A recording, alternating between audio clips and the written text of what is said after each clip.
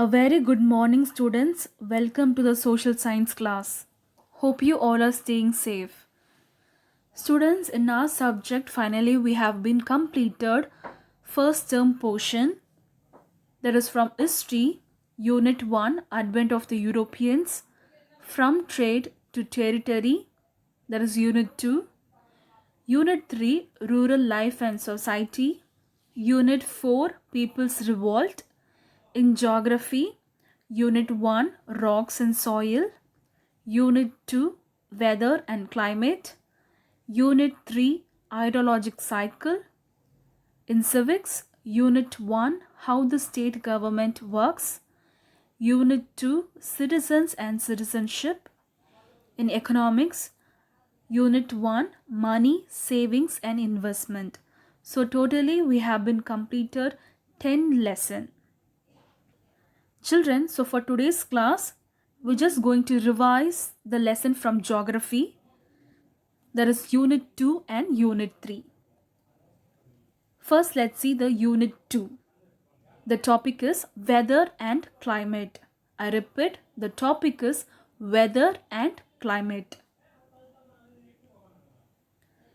So in this lesson, we have seen what is weather, what is climate, elements of weather and climate, temperature, measuring temperature, heat zones of the earth, rainfall, air pressure, humidity and wind. What is weather? Weather is the day-to-day conditions of the atmosphere at any place as regards sunshine, temperature, cloud cover, wind fog condition, air pressure, humidity, precipitation and such other elements are called weather. Weather refers to short periods like a day, a week, a month, or a little longer, and as such, the weather changes from time to time in a day and one period to the other in a year. The scientific study of weather is called meteorology. I repeat, the scientific study of weather is called meteorology. What is climate? Yes, the word climate is derived from the ancient Greek word kilmo, which means inclination. I repeat, the word climate is derived from the ancient Greek word kilmo, that is K-L-I-M-O, kilmo, which means inclination. Climate is generally defined as the average condition of a weather of a place or a region. Is called climate. I repeat, climate is generally defined as the average condition, that is state of the weather of a place or a region. Is called climate. And next, humidity. What is humidity? Yes, a humidity refers to the degree of water vapor present in the atmosphere in gaseous form in particular time and place is called humidity. And humidity ranges from 0 to 5% by volume in atmosphere. Climatically, it is an important constituent of the atmosphere and its quantified depend on the level of temperature. So the level of humidity decreases towards poles from equator, and humidity expressed in different ways. Children, what are the different ways in humidity? Yes, there are specific humidity, absolute humidity and relative humidity. Specific humidity. What is specific humidity? A specific humidity is the ratio of the water vapor content of the mixture to the total air content on a mass basis. It is expressed in grams of vapor per kilogram of air. And next, absolute humidity. Absolute humidity is the mass or weight of water vapor present per unit volume of air. It is expressed usually in grams per cubic meter of air. And next, relative humidity. What is relative humidity?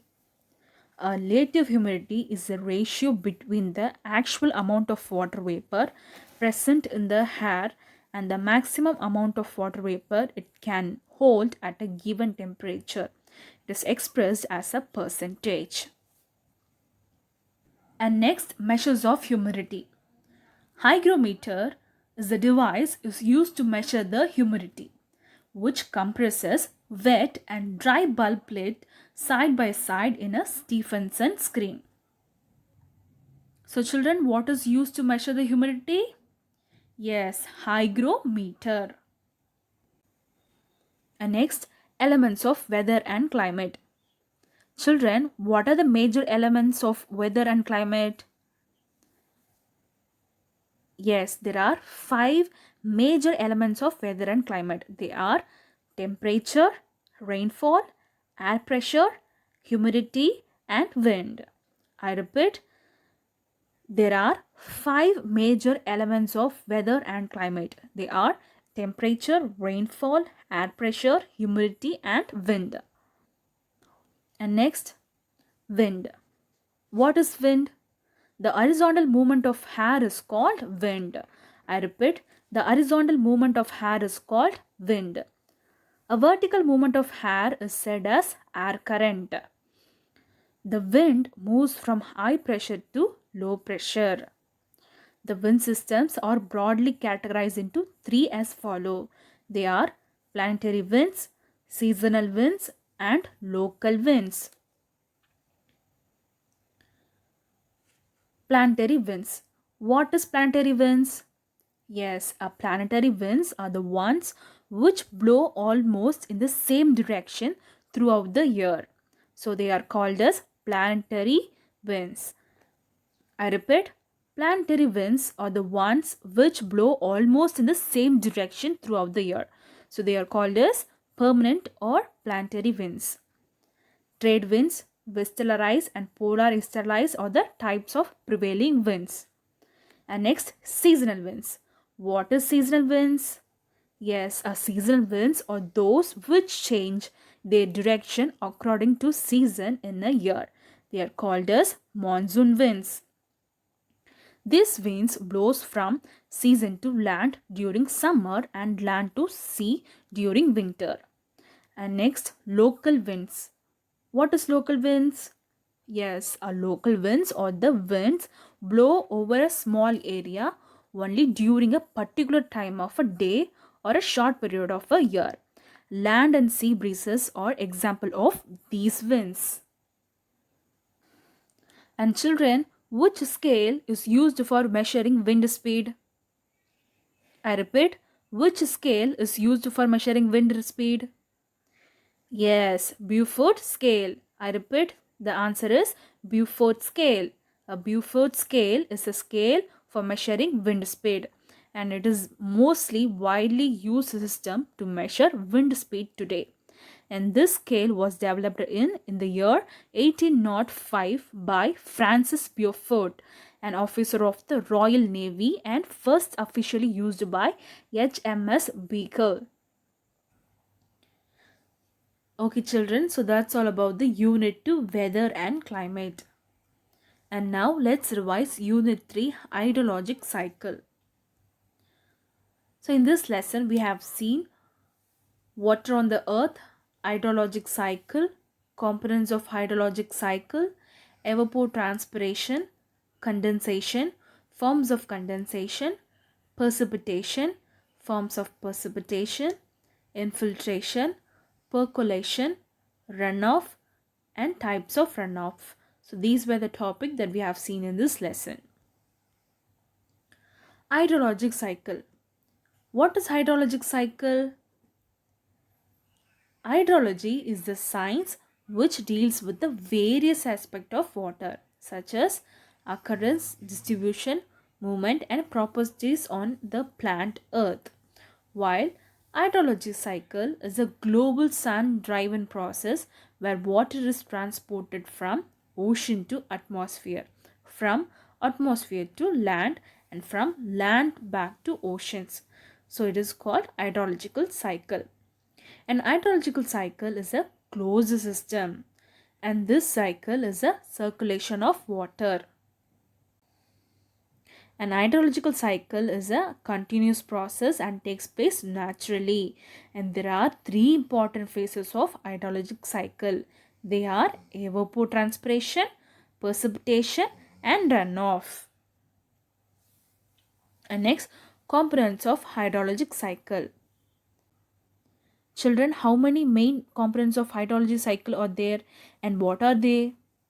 Yes, there are six main components in hydrologic cycle, and they are evapotranspiration, condensation, precipitation, infiltration, percolation, and runoff. So these are the six main components in hydrologic cycle. Okay children, listen carefully. I tell you the summary of this lesson, hydrologic cycle. Water is one of the most important elements on earth. All plants and animals needs water for survival. About 71% of the earth's surface is covered by water.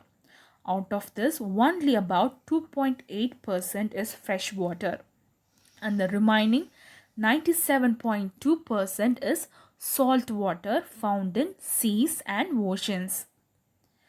Hydrologic cycle is a global sun-driven process where water is transported from oceans to atmosphere, from atmosphere to land, and from land back to ocean. So it's called hydrologic cycle. And there are six main components in hydrologic cycle. They are evapotranspiration, condensation, precipitation, infiltration, percolation, and runoff. So totally there are six main components in hydrologic cycle. Precipitation. The precipitation in the warmer parts of the world is in the form of rain or drizzle. The common types of precipitation includes rain, sleet, freezing rain, hail, and snow. Infiltration. Infiltrations occurs near the surface of the soil and delivers water from the surface into the soil and plant rooting zone. Percolation moves it through the soil profile and rock layers to form groundwater. Okay children, so for your today's homework is that you have to explain the runoff and its types. And second, you have to write about the winds and its types in your rough note.